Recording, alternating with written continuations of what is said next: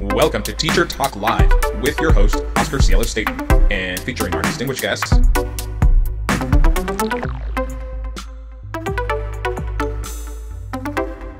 Once upon a time, I was a teacher in 1998, beginning. I remember being inexperienced and not knowing exactly what to do in a classroom. And so I remember having a brief time where I didn't know what to do with these second graders. And so I remember pulling out the little red hen and sitting down with them. And all of a sudden them being completely captured and just overjoyed. It was amazing to me, without any experience, how I caught their attention. Many years later in teaching, I got to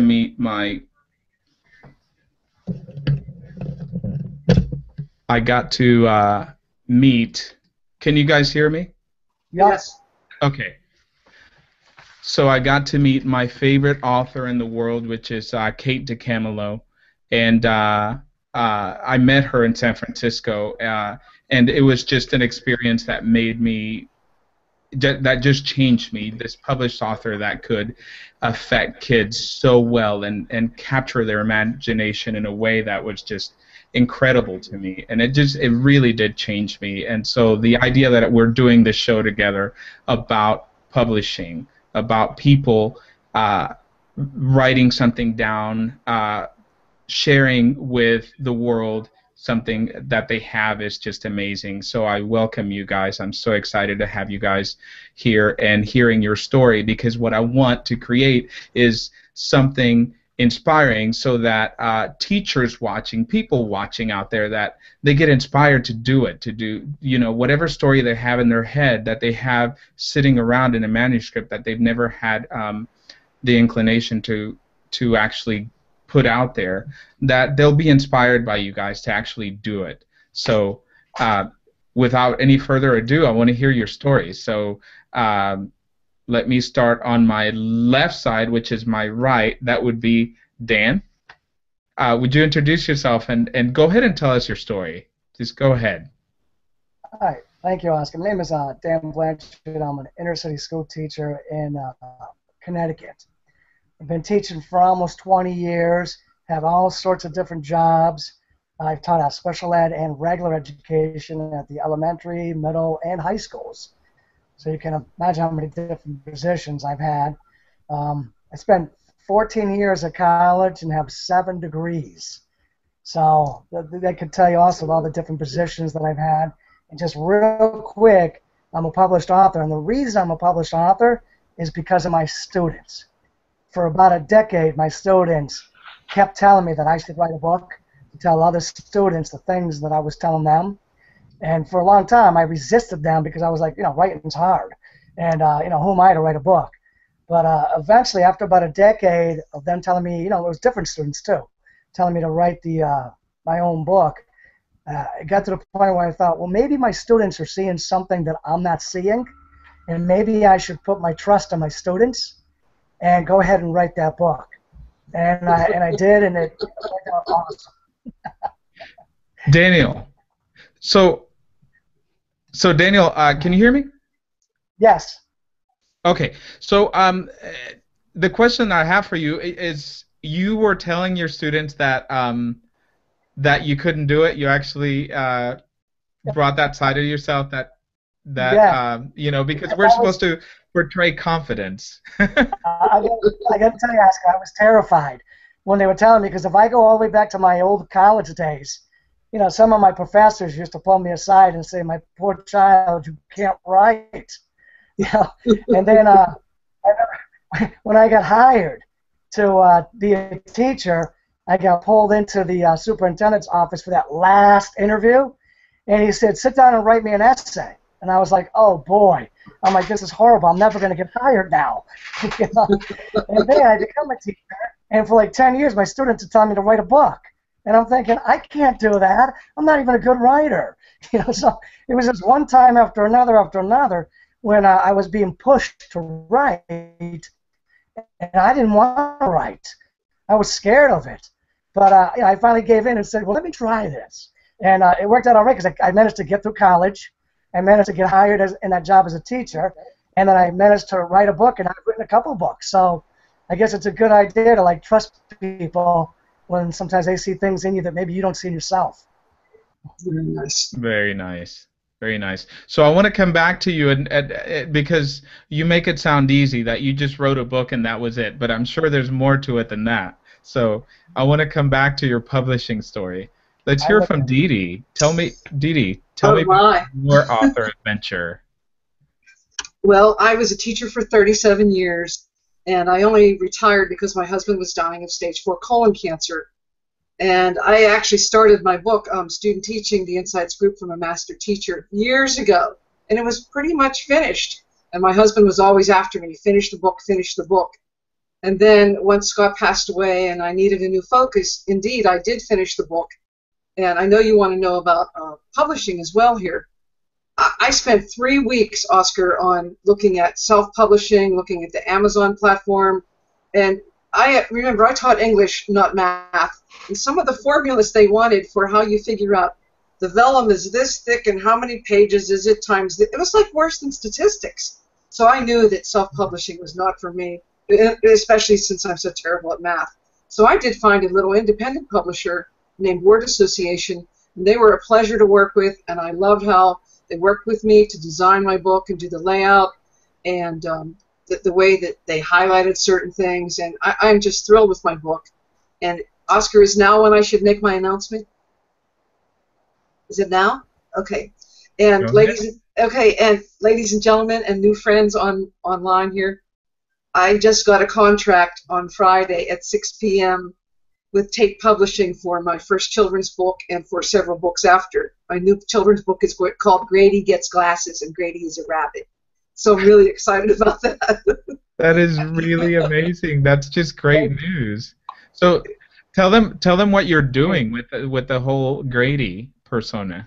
Well, Grady is I don't know if my lawyers would want me to, but Grady's going to be more than just a book. He's also going to be a plush animal toy that comes with the book, and I think I'm going to follow the Winnie the Pooh model. I'll just leave it at that.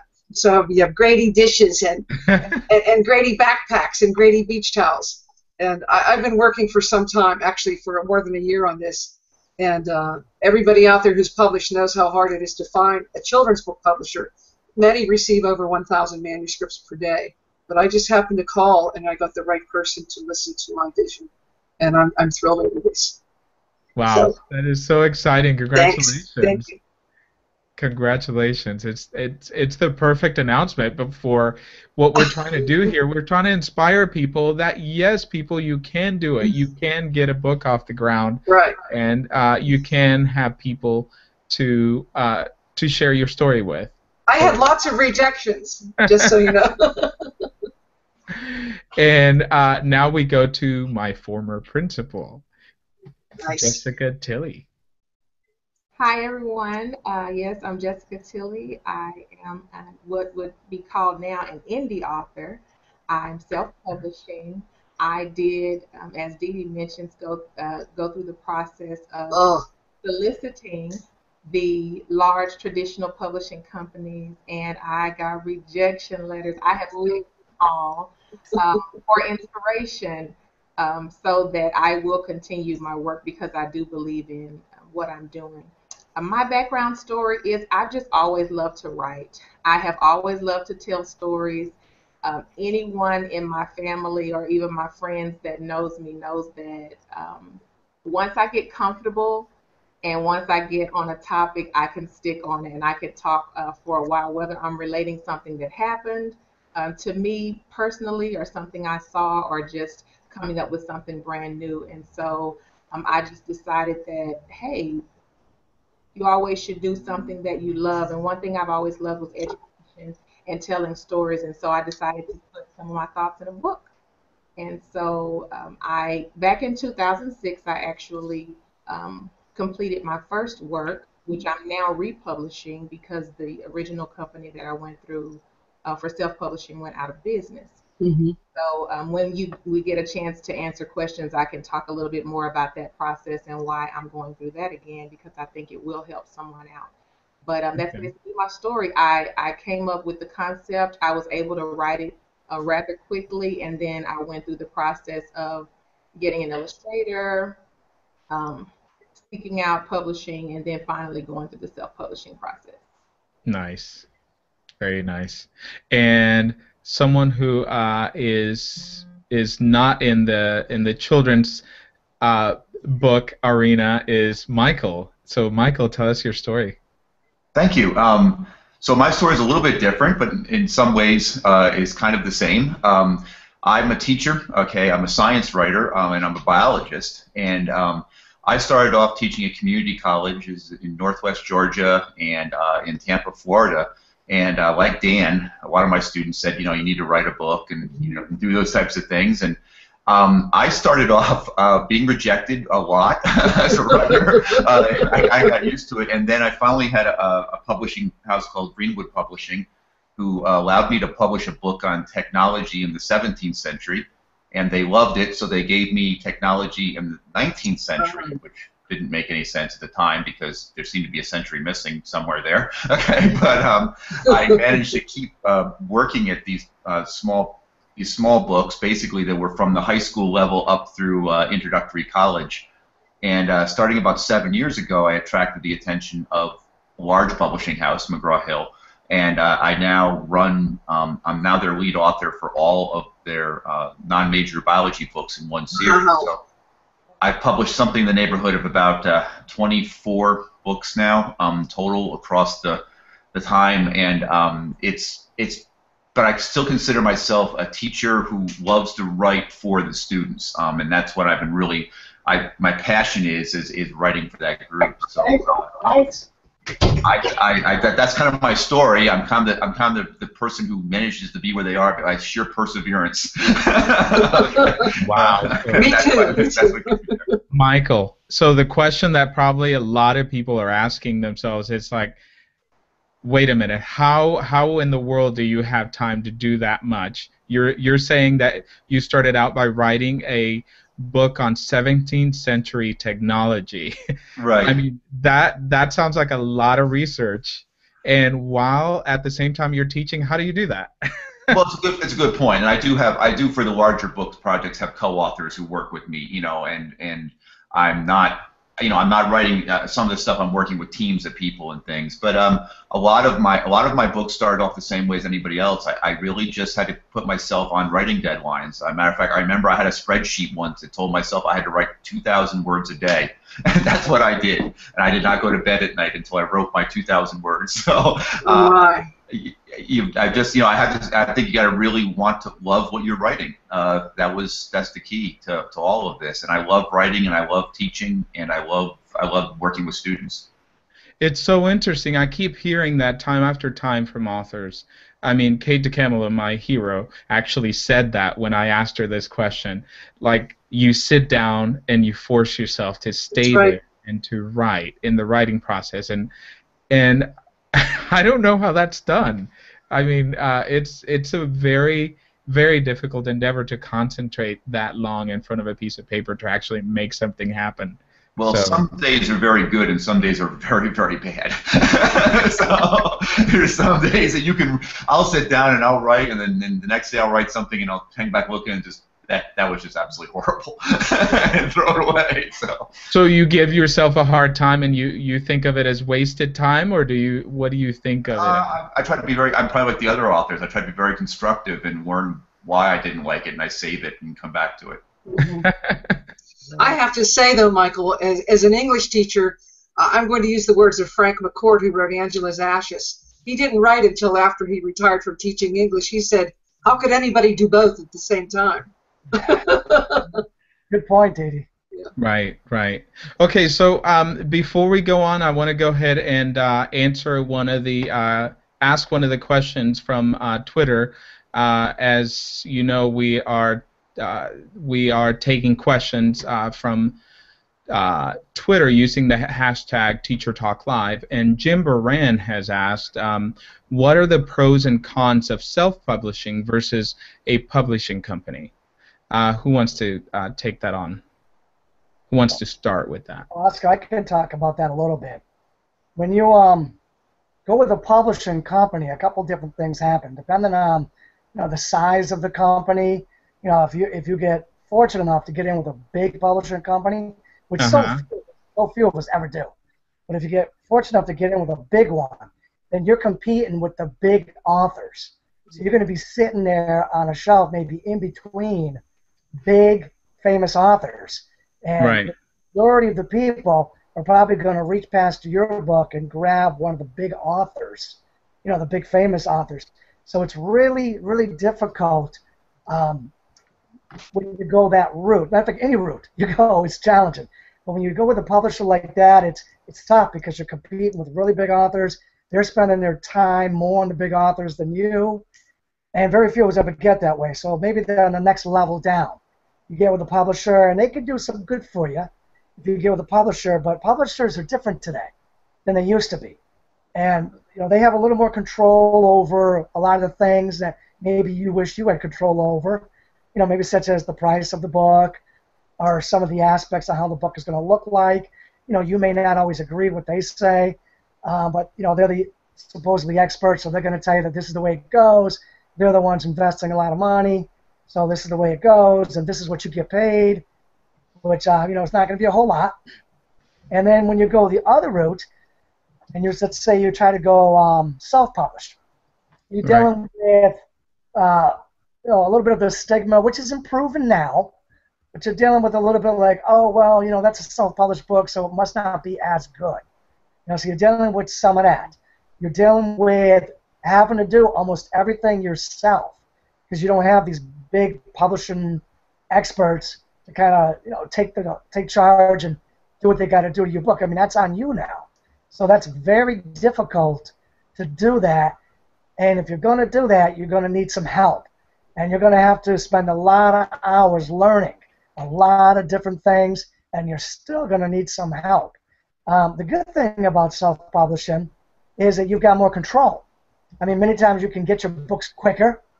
You can get them cheaper. You can make more money. So if that's the way you want to go, if you think that you want to sell some books and make more money per book, then self-publishing may be the way to go, because chances are you're going to make less money per book if you go through a publisher, but then you're going to have the expertise of a publisher. So how willing are you to learn? How willing are you to ask for help? And how much faith do you have, in being able to create a book on your own? If you can do these things, you can actually make more money going the self-publishing route because you're making more per book. So that's just in a nutshell. In a nutshell, that's what it is. That's only if you can figure out the math. Yeah, even if you're a math major. So, but the self-publishing route is such a uphill climb because of those things that you said, because of not knowing the marketing aspect, all those things. But at the same time, going through a publisher and finding someone to latch on to your vision is really difficult as well. It is, and I got to tell you, Oscar, my first two books, I went through a publisher. Uh-huh. After years of working with a publisher, I actually bought the rights back to my book and put them back out. I rewrote them and put them back out with a self-published method. Uh-huh. And I would not have been able to do that if I didn't get a really good education in that area. And one of the ways that I got that education was I joined CAPA, which is the Connecticut Authors and Publishers Association. And another one, there's APPS, which is the Association of Publishers of Special Sales. So you can join these associations, and you can meet people in these associations that will teach you how to do these things. And I have another book I just put out it's an academia book, Evaluating Professional Development, and I found my small publisher through CAPA, which is the Connecticut Authors and Publishers Association. Every state has one. So you can meet like small publishers, you meet other authors, you meet editors, you meet illustrators, you meet these people, you learn from these people, you ask them for help, and then and you hire some of them to help you out, and then you can self-publish. So like I said, I always thought the traditional publisher was the way to go, but now I'm seeing things differently. And You know what else, Dan? I've been learning in the short time in preparing for this show that Twitter is, I mean, it's obvious, but Twitter is such a knowledge base, such a huge knowledge base. And just the little time that I've taken to research for the show and all that stuff, asking people on Twitter, and you get all this expertise that, you know, it's available to you. People are happy to answer your questions and to talk to you about publishing, and so it's really something that people should be using. I completely advocate using Twitter to search out how to go about the best route for you. Knowledge is certainly out there. It just takes time. Right. Yeah. Yeah. Time and dedication. Right. Anyone else want to add anything else to that? There are more questions are coming up on the Twitter, so it's great. The just FP is a senior at Duncanville High School, and she has a question for you guys. I would love to possibly put together some editorial essays and make it a book. How should I go about this? So this is a senior in high school already pursuing publishing. Wow. So that's awesome. You know, anybody have any advice for her about? She wants to put together some editorial essays and make it into a book. Michael, do you think maybe she should? What should she explore? Self-publishing, start self-publishing, or should she? I think she should try to make sure she's getting lots of input from peers and the public, as she starts to move in this direction. I mean, sometimes people want to use blog sites before they go into publishing and start to talk about some things. But I mean, you can start to format. I don't think you should try to write. She tried to write for a book. I think she should try to get all of her thoughts and ideas down into a coherent thing, and then she can do like Dan was saying, and start to talk to people about how can I best put this thing together, and start to get those essays talking with people and interacting with what her thoughts are, and it'll help her refine her message and it'll make her much more confident about herself and feel a lot better, and get into that authoring process. Being an author means you're going to get lots of feedback from people. Not always good, and you've got to get used to that part of it. And it's nice to be able to get that up front and share it, like Dan was saying, with other people and talking about organizations and stuff. And then they'll help her find the right way, the right platform to do that with. I think that was exactly right. Right. I think she could post her editorials on, like, I use Blogspot for my lessons learned from the Bunny Teacher, and I like them. They're a nice platform to use. She could have everything together, and then she would have a nice body of work to present and or to self-publish on the Amazon platform. What do you think, Mike? Right. Yes? And I think just any publishing route for her right now is great, because like you said, she's building a body of work and she's putting that stuff out there, and she's getting used to the critique and to the input and all that. So that's great that she's doing that. Jessica, Tracy Benson asked, are you considering writing for adults as well as children? Well, I actually have, as I believe Michael stated earlier, when you have those days when you start writing and then you stop, I've actually started a couple of novels. And the way my writing process typically works is I will get a title. I'll just get a title and I'll go, oh, let me go sit down and write. Or sometimes I'll get an ending to a story, but I won't have the beginning or the middle, and I will go and put that together. So as far as writing for adults, I have gotten titles before, and I've gotten endings. I still don't have middle ends, and so that's something that is definitely a work in progress and a work in the making. But I don't have an upcoming publishing date because I don't have a finished manuscript for adults yet. But thank you for that question, Tracy. Yeah. And then Dawn Design Cards asked, she heard you, Jessica, say that your publishing company went out of business. How can one avoid going with a publisher too small? That's a great question that you all can answer. You may go ahead and start, Jessica. That is a great question, and I will tell you, when I went with this particular publishing company, and they were great for someone in my my place at the time. It was Life Best Publishing, and I went through them for my self-publishing. They went out of business. As far as being able to avoid it, the only thing I would say is to be able to use the social media that we have and conducting the research to be able to see what businesses have been around, and making sure that they're reputable. This particular company at the time had been around because I know a lady that actually published a book through them, but they were a smaller firm. And so I believe that as more people started to get into the self-publishing business to be able to help authors, perhaps they just were not able to continue with what they did. I don't know the actual reason that they went out of business, but that would be my assumption. They were a little bit smaller. There is all types of challenges with smaller companies. Michael, do you have anything to add to that as far as since you represent the big dogs?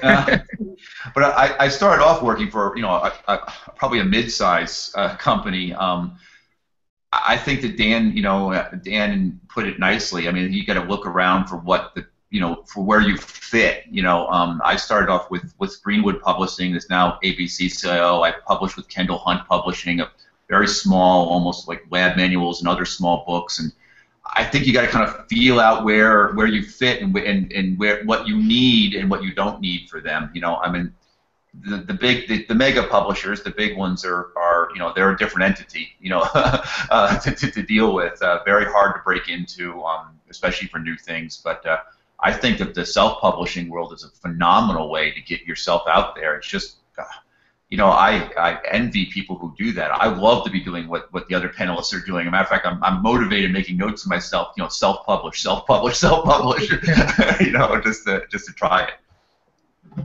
Right. Wow. Go ahead. I would throw in that if you were to join an association, with an authors association or a publishers association, you would make a few friends that are authors and publishers, and word of mouth. Then they will tell you which publishers are good, or what companies are doing well. Who's growing, who's not growing, and you'll get some good information. By just having a few friends that are authors and publishers. So definitely, I would say that that's a good piece of advice. Make some friends that are authors and publishers. And you know what else?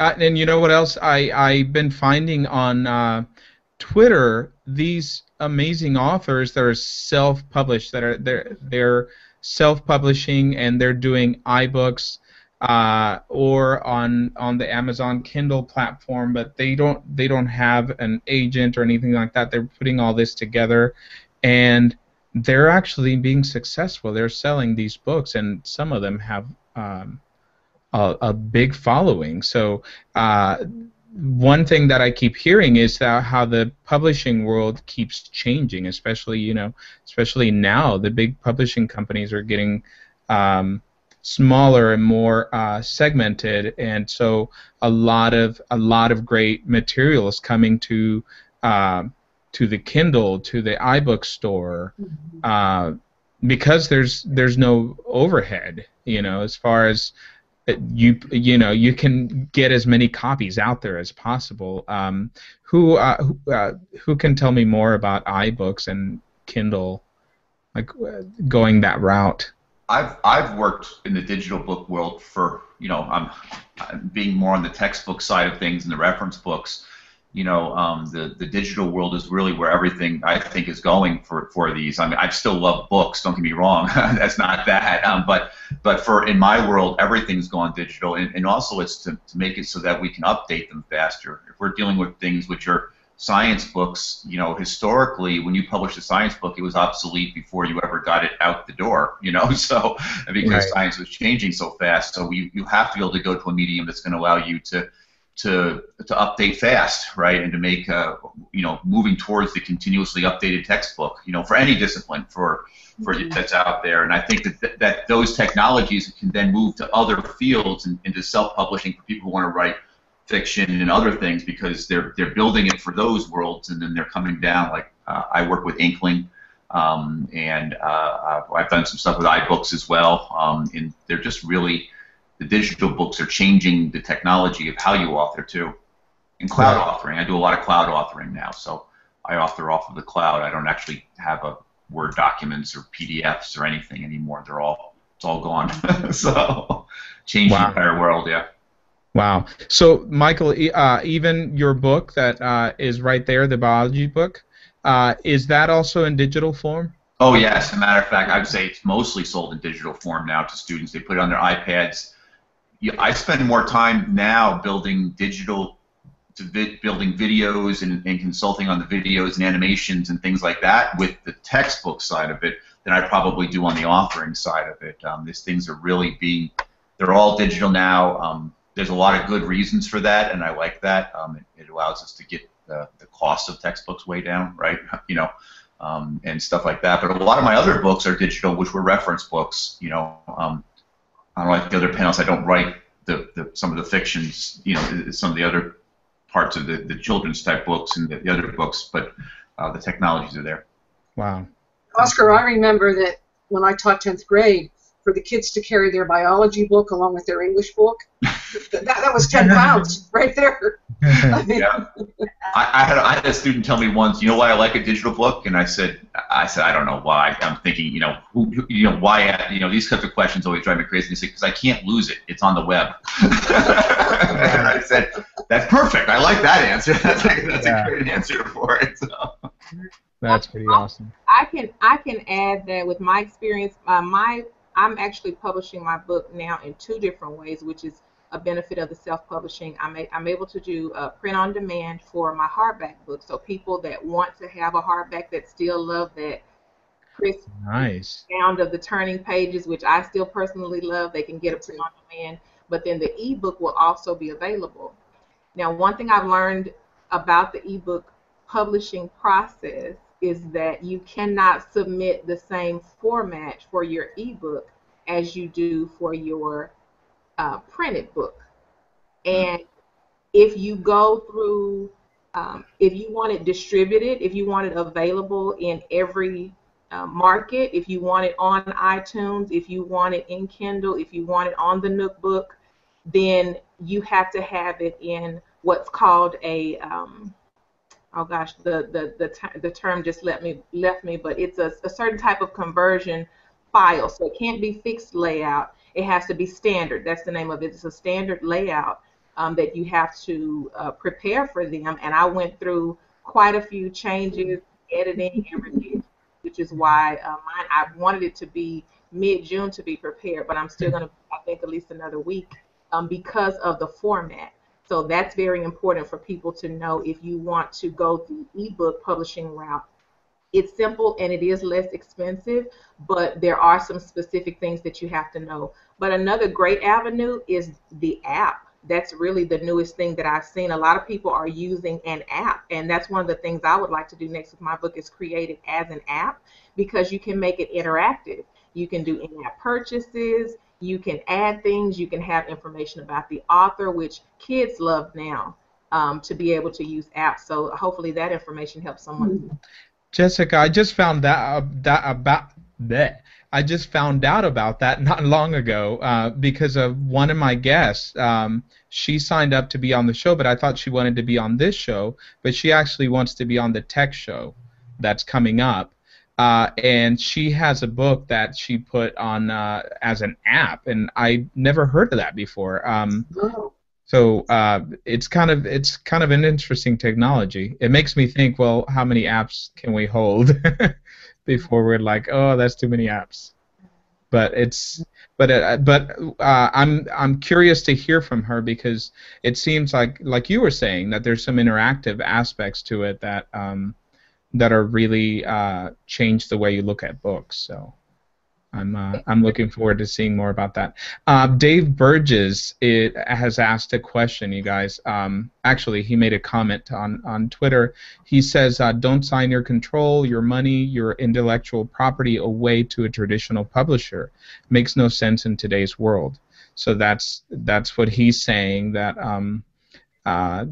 there's so many options available to you nowadays that you can really do something with your book. And as a matter of fact, Dave Burgess will be coming on the show with a separate interview on Self-Publishing because he was the one who got published Paul Solar's book, Learn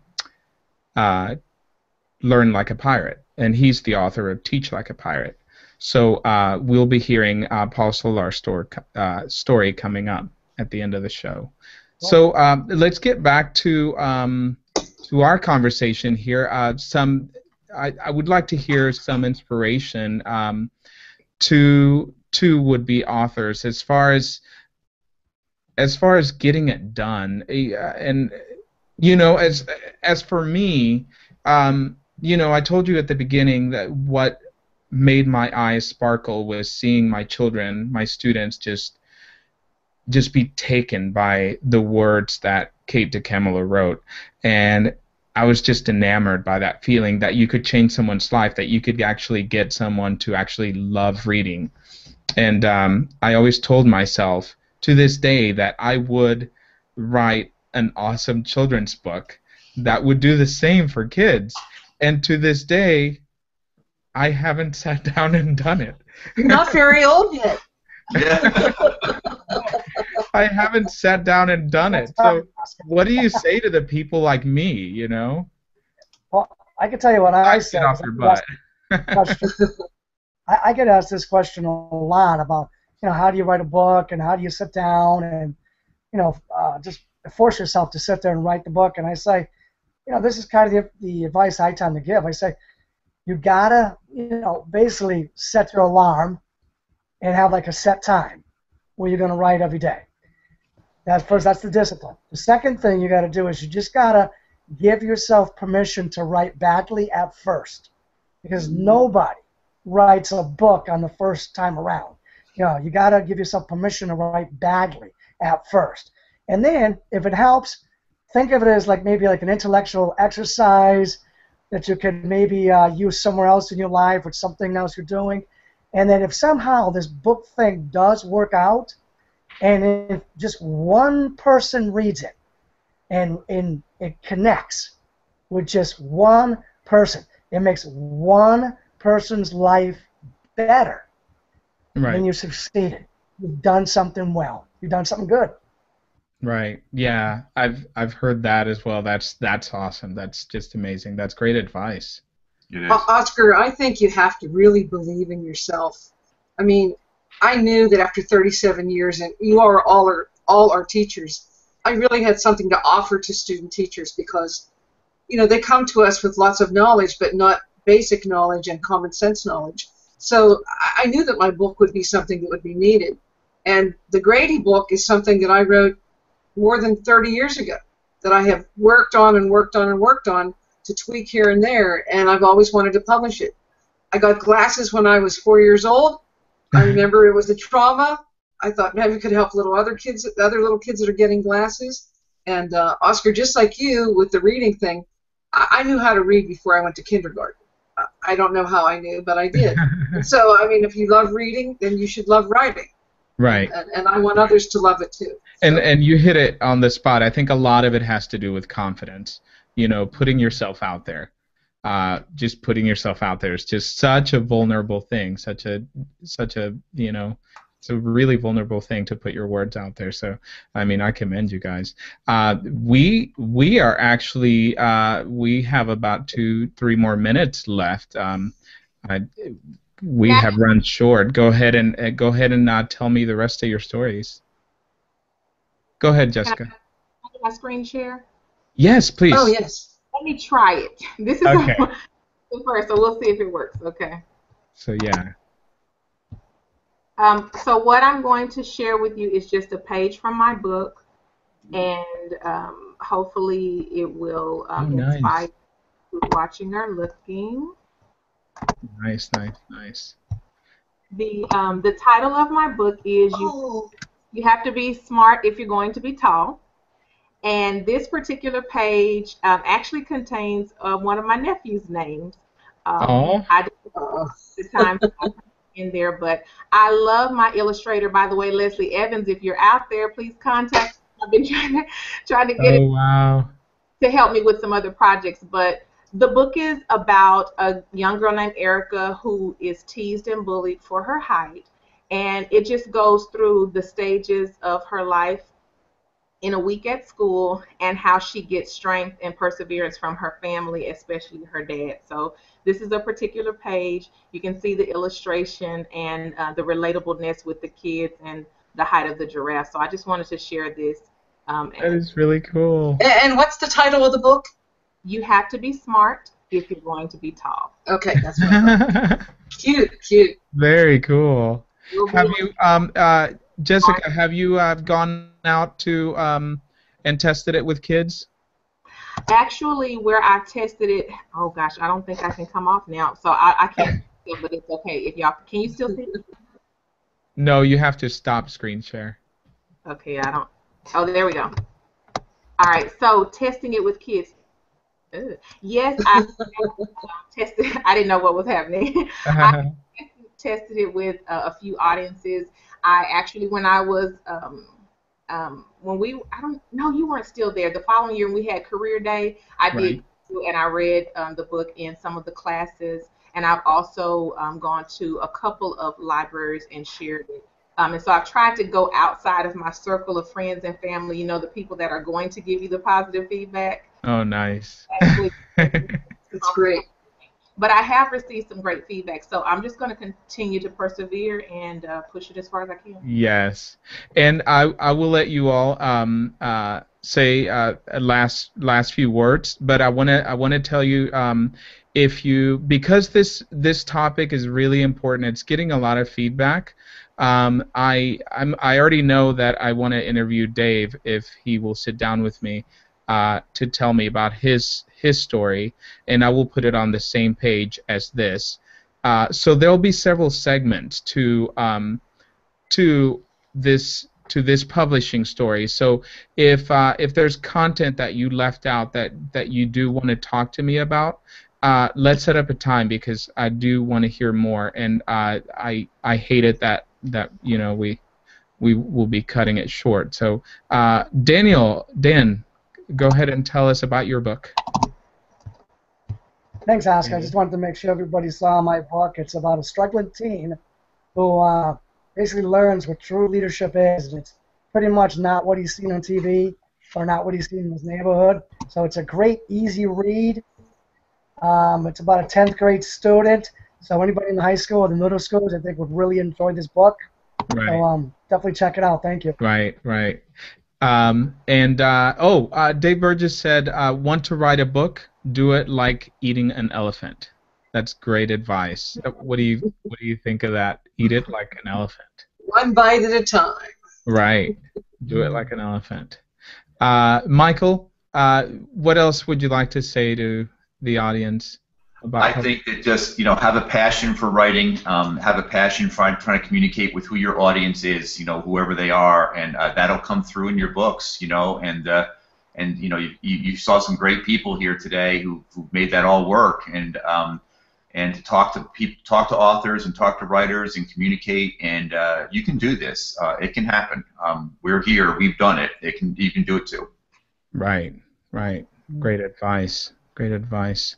So like I said, everyone, just be if there's more that you want to share, please let me know, and we'll do a separate interview because I do want a lot of content to go out to those, not only teachers but everyone out there who is thinking about writing a book but they don't know which way to go about it or how to go about it, because you guys are published and you have that experience. The self-publishing route, the indie publishing route is just amazing, and it takes so much perseverance and so much work to believe in yourself and to actually put it out there. So I want people to know your stories. So I want to thank you very much. We're now going to hear Paul Solar's stories and Eero's story.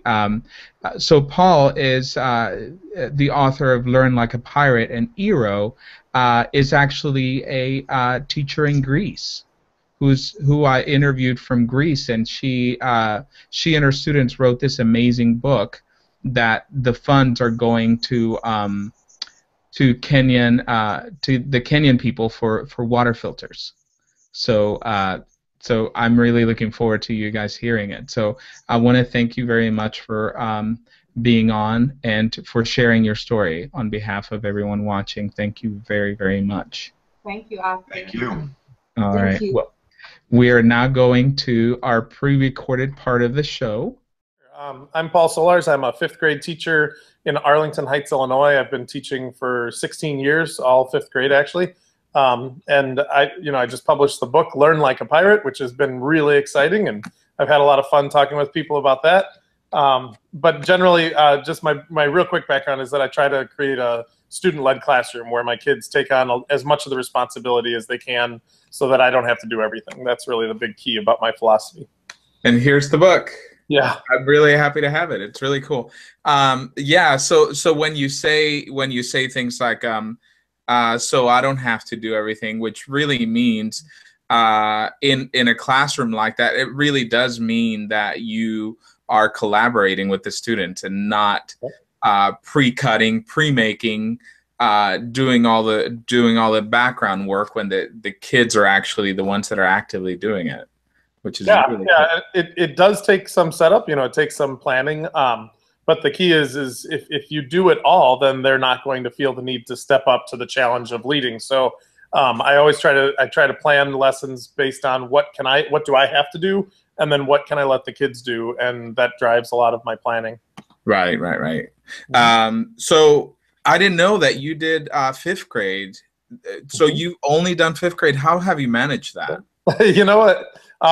It's been fine because we're a K-5 school, and I think I always have this style that kind of pushes kids, where the rigor is tough, even though I don't like that word. I feel like, the principals have looked at me and said, oh God, I can't picture him in a lower grade and the kid's surviving. But the reality is my principal has actually asked me to go to 4th before, and it just has worked out that 5th, I've always wanted to stay in 5th, so it just has worked out for me. But and I'm not stale. That's a big key too. Is a lot of teachers get a little bit bored when they're in the same grade over a long period of time, and I just haven't reached that moment yet. So maybe someday when I don't want to do the same things over and over, I'll switch. But every year we seem to get new curriculum, and I get new ideas and new pedagogies that I want to try and new technologies that I want to use, and it just keeps it changing every year.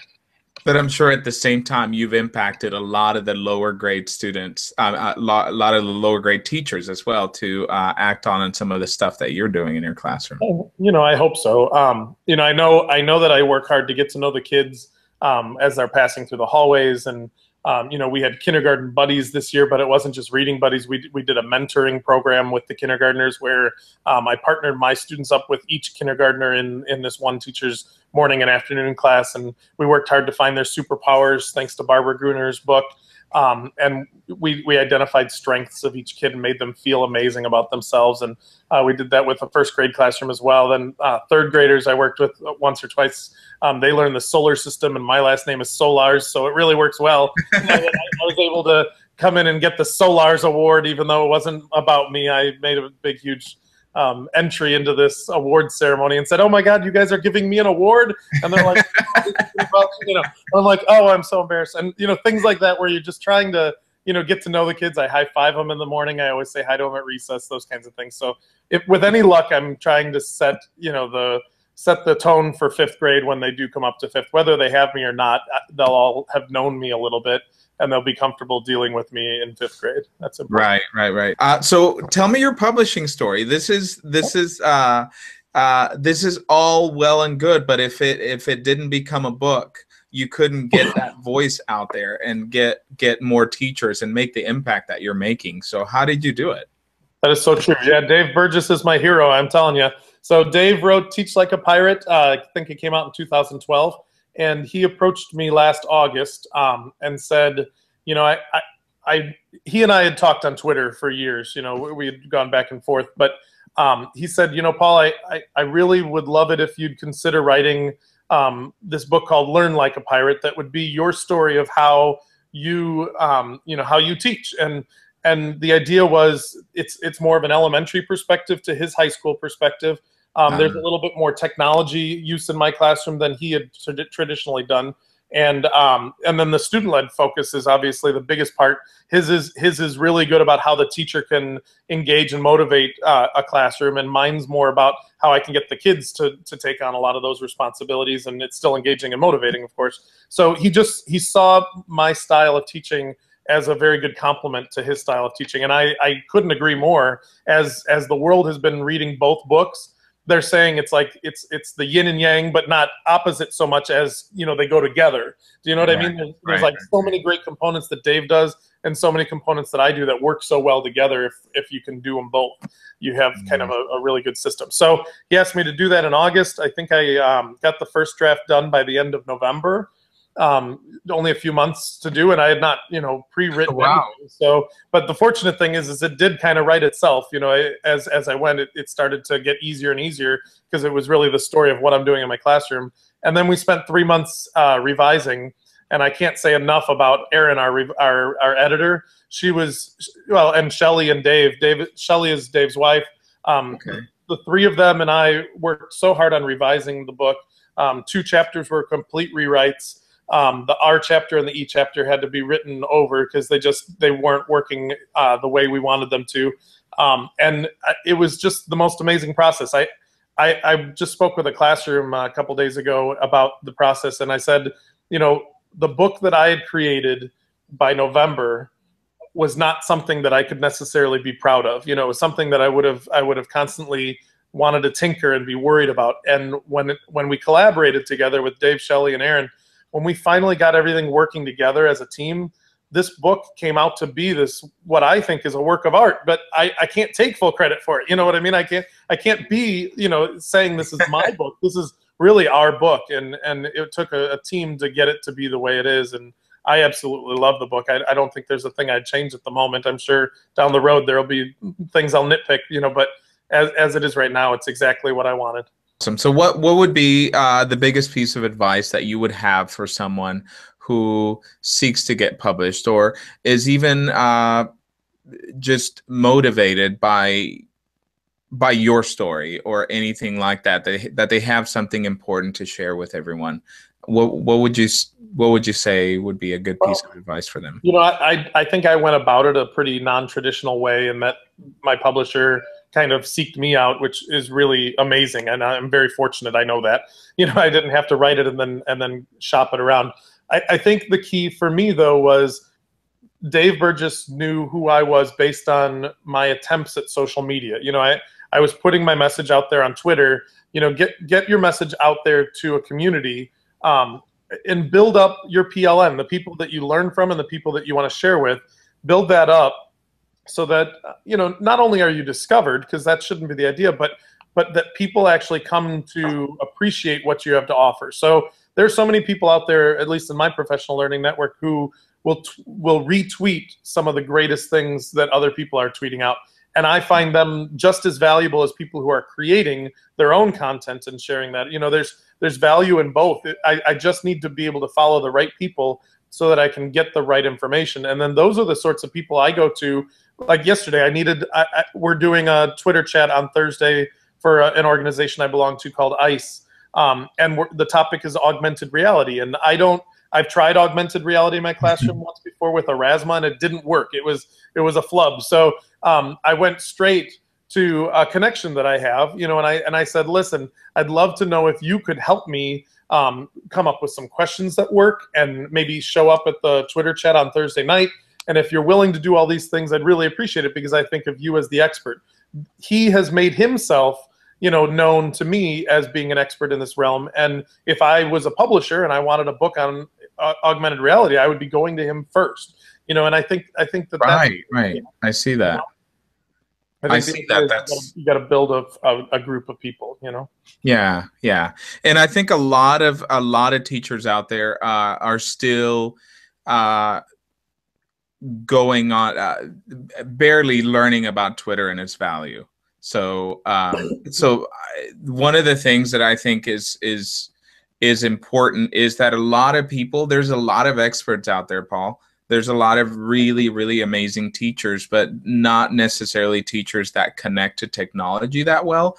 Okay. And I noticed the different networks that are created by education professionals on Twitter and all that. But I also know that a lot of really amazing teachers are still not connected to Twitter and connected to social media the way that the way that a lot of people are. So yeah, but what you're saying is really important. You know, being able to put yourself out there, and for people to be aware of what you do and how you do it. I think so. Yeah. And it's the idea of consumption versus creation or whatever too. Some days I go on Twitter just to look through my stream and try to find things that I want to read about, you know, and I'm just looking to learn something new. And there's some days when I just want to post something that I did, or that, you know, I know someone else shared, and I'm not really in the mood to learn something new. And I think sometimes teachers are afraid that Twitter's going to become this extra email thing, you know, where they have to read every tweet that's come into them, and they have to click on every link, and that's just not it. I mean, I think I follow 13,000 people or so. I definitely don't read everything they tweet, you know, and I mean, that's just not how it works. You know what I mean? I choose when I want to go online on Twitter to look at that. Now, I'm on Twitter all the time, but I choose when I'm going to actually consume and when I'm going to, you know, check out things. But I wish that teachers could just keep an open mind about it, because they're very quick to say, and I'm not saying everybody, just some people in my experience have been quick to say, oh, you know, I don't care what Justin Bieber's doing, or, you know, whatever. I don't want to be on Twitter. It's not important to me. And I'm like, that's never been what Twitter was for me. You know, the idea is Twitter is a connection to other teachers who are experimenting in their classroom and trying new things and taking risks. And some people know more than the people in, you know, our school. I mean, we're so used to just collaborating with the people that we work with, but there's this whole other group of people in the world that are connecting. And all right. Well, Paul, is there anything else you'd like to add? Any last word that you want to tell teachers that wish to get published? No, I just, you know, I feel like if whatever your passion is, whatever your, you know, your focus is in life, I think if you can somehow translate that into a story, if you can tell your, you know, like, I don't even know what to call it, but if you can really focus on how you do something that's unique and that works really well, I think that there's going to be somebody that's going to publish you. There's a lot of publishers out there right now who are doing like smaller books. Corwin's doing a nice series, 20 Connected Educators series of books right at the moment. You know, that they're intense and they're very good about what they do and their focus. You know, it doesn't have to be a 250-page mantra of, you know, like how to, you know, set up an entire classroom. It can be, you know, this is what I think I do well, and this is what is great about my classroom or my students. And I feel like that's really valuable. You know, I don't want to change my entire classroom today, but I am looking to find little things that I can integrate that I can do better. And, you know, there are experts out there. So find what you're great at, use your passion, put it into your voice while you write, and then get it out there. Let people know about it. Good words to live by. So thank you. Well, thank you, Oscar, for having me today. All right. My name is Iro, my first name. I'm from Greece. I live in a town which is called Trikala, and it's in the middle of Greece. And I'm really happy to be with you today. Thank you, thank you. So I'm really excited because one of your friends actually reached out to me and told me that I should get in touch with you because you have a really cool, amazing publishing story, and I want everyone to know about it. So tell me what's been happening with you. So yes, I think my friend Stacy did that. So I got involved in a really huge project during the winter. The project is called Project Link, and you can find lots of details about it in our website, which is projectlink.clubefl.gr. So this project was about water contamination in Africa. And I decided with my students to create a fairy tale for this project. Wow. So we created this fairy tale. It's called Once Upon a Flower Time. Nice. So the fairy tale is the true story of Project Link through the eyes and voice of young Greek students. And it's an example of how kids who live an ocean apart can realize the power of using one united voice to make a difference in our world. So my students wrote this fairy tale, and they also created the illustrations that you can see here. Wow. So the whole book is about Project Link, but instead of people, we have a flower world. And the proceeds of the book will be used towards the purchase of water filters for families in Kenya. So that's our story.